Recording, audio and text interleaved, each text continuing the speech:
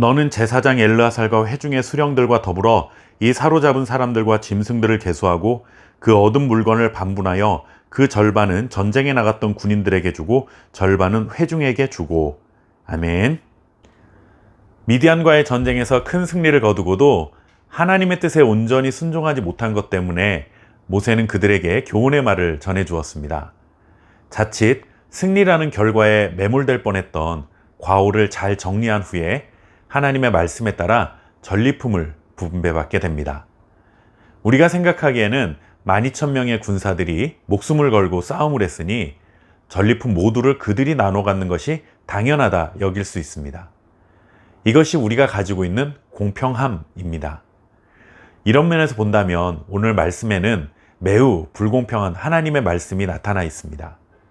전리품을 절반씩 나눠서 절반은 전쟁에 나간 12,000명이 나눠 갖고 나머지 절반은 일반 회중들이 나눠 갖도록 했습니다. 물론 전쟁에 나간 숫자는 12,000명이고 나머지 회중은 그보다 훨씬 많은 숫자였으니 1인당 몫으로만 따진다면 싸움에 나간 자들의 몫이 훨씬 큰 것이 사실입니다. 하지만 전쟁에 참전하지도 않은 일반 회중들에게까지 전리품을 분배하는 것은 아무리 생각해도 불공평해 보이는 모습이죠. 이것이 우리가 가지고 있는 보편적인 공평함이라는 가치관입니다. 하지만 하나님은 이렇게 매우 불공평해 보이는 명령을 통해 공평함을 뛰어넘는 하나님의 은혜에 대해 말씀하고 있습니다. 생각해 보십시오. 12,000명만이 전쟁에 나가서 대승을 거뒀습니다. 49절의 말씀해 보시면 우리 중 한 사람도 충나지 아니하였기로 라는 말씀을 전합니다. 12,000명 중에 사상자가 단 한 명도 나오지 않았다는 것입니다.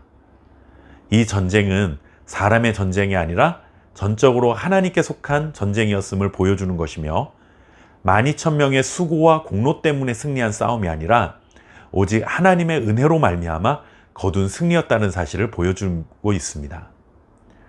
그러니 전리품의 절반을 나눠 갖게 될 12,000명 병사들도 공평함으로 말하자면, 즉 자격으로 말하자면 전리품을 분배받을 자격이 없었던 것이 사실입니다. 이들이 하나님의 명령에 따라 전쟁에 나갔다 온 것을 인정해 주셨기 때문에 하나님이 전리품의 절반을 은혜로 허락하신 것입니다. 나머지 회중들도 마찬가지죠.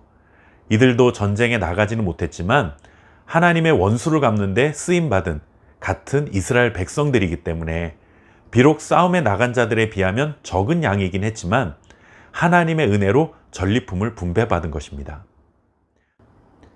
이렇게 사람들이 계산하는 공평함을 넘어서는 하나님의 계산법은 우리에게 하나님의 은혜가 얼마나 놀라운 것인가를 알려줍니다. 우리는 공평해야 합니다. 공평을 무시해서는 안 됩니다. 그러나 공평함보다 더 위대한 것은 하나님의 은혜입니다. 모든 것이 하나님의 은혜라는 사실을 깨닫게 되면 불평이 사라지게 됩니다.